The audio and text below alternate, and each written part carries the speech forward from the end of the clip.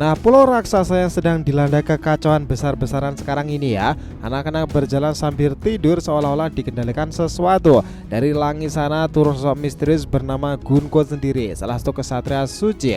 Di sisi lain, Luffy bertemu Loki, pangeran Elbaf yang terbelenggu di tempat itu, tapi menyimpan rahasia besar loh. Ternyata ia tahu betul di mana sang berada. Lebih mengejutkannya lagi, ia pernah bertemu langsung dengan soul legendaris Rock di Sebek, legenda bajak laut yang seharusnya sudah mati itu kan dalam pertempuran God Valley itu dan terhubung dengan Sang. Apa yang sebenarnya terjadi di Elbaf? Siapa sebenarnya Gunko? Benarkah Sang punya saudara kembar yang menjadi bagian dari Tenryubito itu dan sekarang kemampuannya sudah di luar nalar tuh? Kalau Rock di Sebek masih hidup, apa artinya bagi dunia sendiri? Cerita itu penuh dengan ledakan-ledakan kejutan, intrik masa lalu hingga pertarungan besar yang segera meletus. Loki memainkan peranan luar biasa di sini. Ini menarik nakama. Selamat datang teman-teman. Kita akan bahas alur cerita prediksi ini dengan mimin di sini, Joy Boy The Library of Nika. Let's go, kita mulai ceritanya.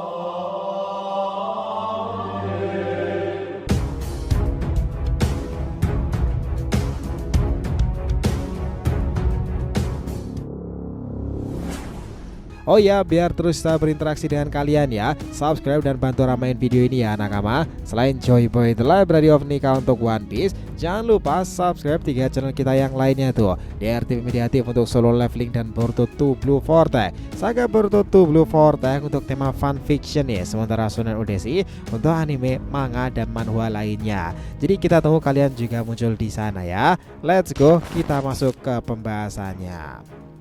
Jadi nakama, Pulau Elbaf tanah para raksasa tengah berada dalam pusaran kekacauan yang belum pernah terjadi sebelumnya. Di saat langit mendung terjadi di Elbaf itu, sekelompok kecil Straw Hat Pirate itu Nami, Brook, Usopp dan Jinbe tiba di lokasi menggunakan kapal awak. Itu dibantu oleh bocah raksasa bernama Kolonia. Mereka baru saja meninggalkan desa barat, namun bukannya beristirahat, langkah mereka langsung tertuju ke arah sumber kerusuhan, sekolahan Walrus yang dilaporkan sedang dilanda kekacauan besar-besaran. Sejak awal para raksasa dewasa telah memperingatkan Kolo untuk tidak ikut campur serta situasi yang terjadi yang dianggap terlalu berbahaya bagi orang sepertinya. Bahkan kru topi jerami pun telah diminta untuk tidak ikut campur, mengingat mereka hanyalah seorang tamu biasa. Tapi seperti biasa ya, permintaan untuk diam tak pernah berhasil jika ditujukan oleh kelompok yang dipimpin oleh Luffy itu.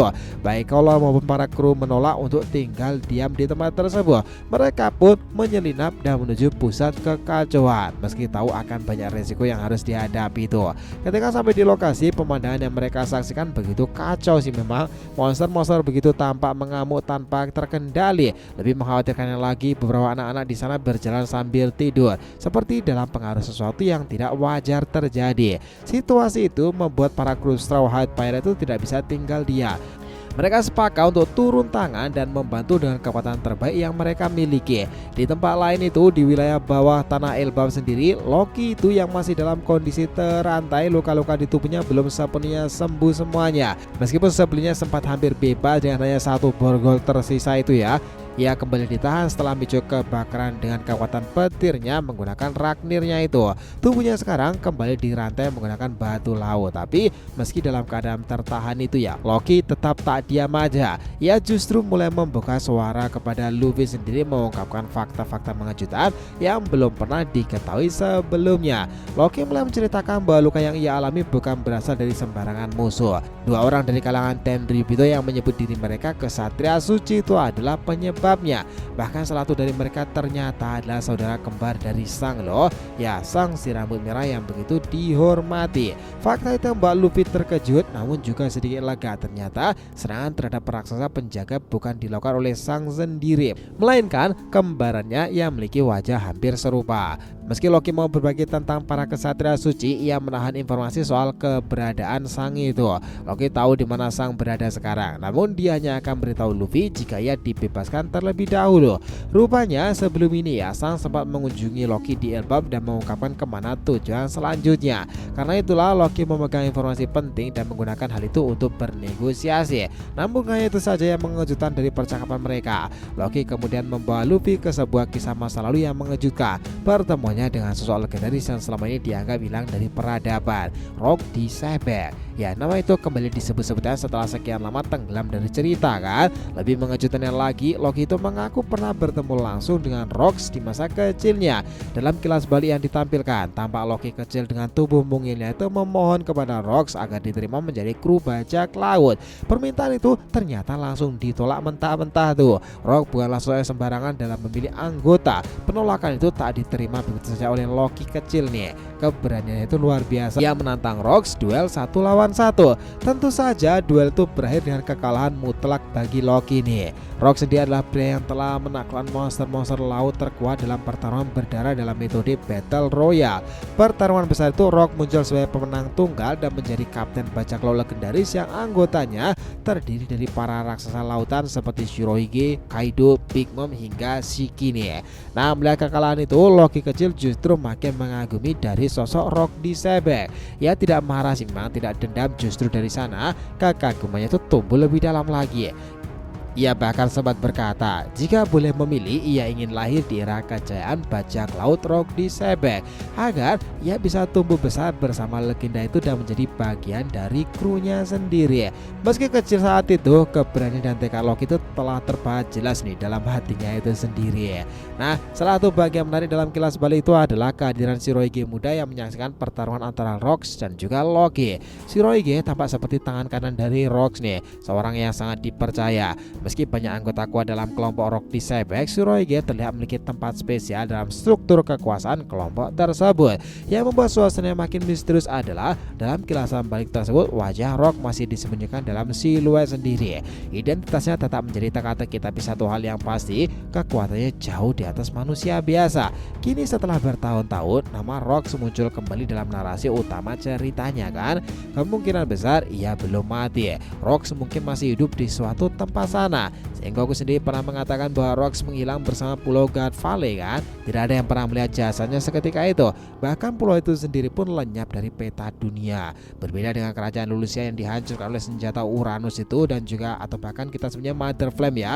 Namun Pulau God Valley itu hilang begitu saja, bukan karena intervensi pemerintahan dunia sepertinya. Nah, saat itu senjata Uranus belum bisa digunakan karena teknologi Mother Flame buatan Vegapunk juga belum diketemukan kan.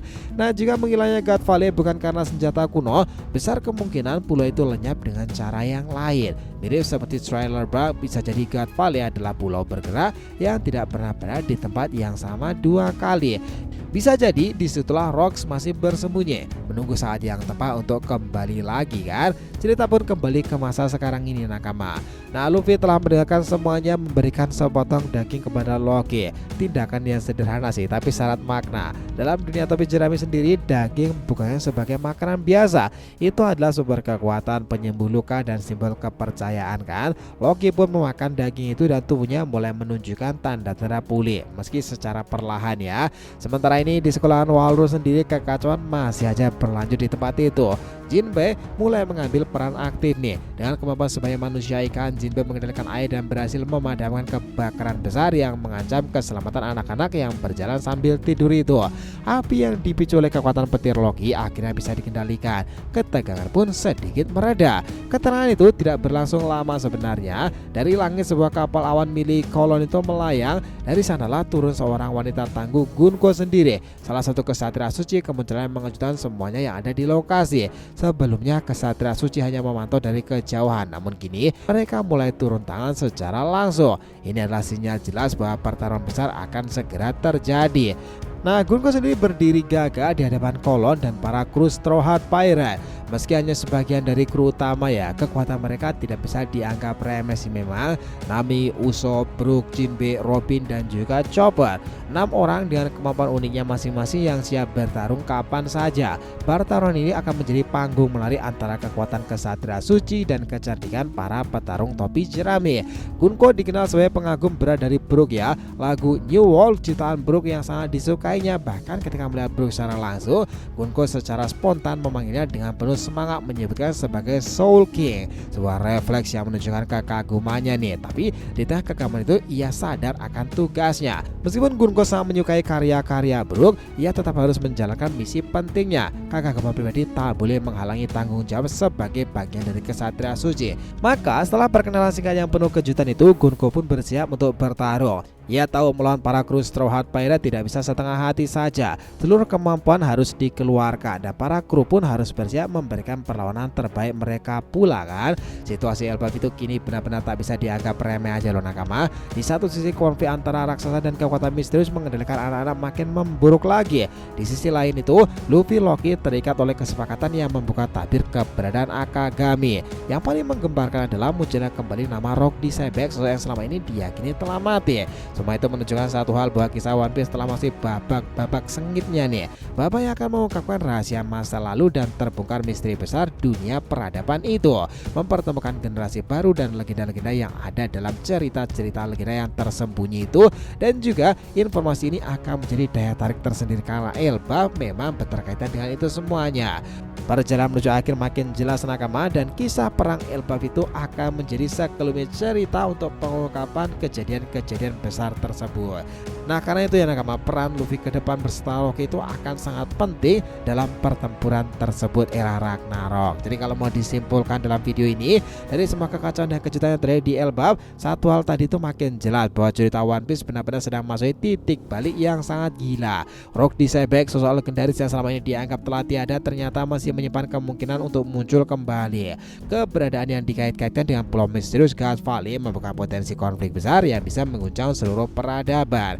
Di saat yang sama, fakta lain bahwa sang punya saudara kembar yakni Shamrock, pemimpin kesatria suci itu telah bergerak menahan dragon kan. Semua kejadian itu makin sengit karena para kesatria suci di bawah pimpinannya itu mulai pada bergerilya, menambah lapisan konspirasi baru yang belum pernah dibayangkan sebelumnya kan. Luffy kini dihadapkan bukan hanya pada musuh-musuh kuasa, tapi juga pada pilihan dan janji yang mengikatnya untuk menemukan kebenaran tentang sang dan juga masa lalu dunia itu sendiri. Informasi-informasi God Valley sepertinya memang akan berhubungan besar dengan informasi Elbaf nakama. Sepakat dengan semua hipotesa itu? Jadi itulah tadi ya nakama, pembahasan kita mengenai apa yang terjadi pada kisah One Piece ke depannya.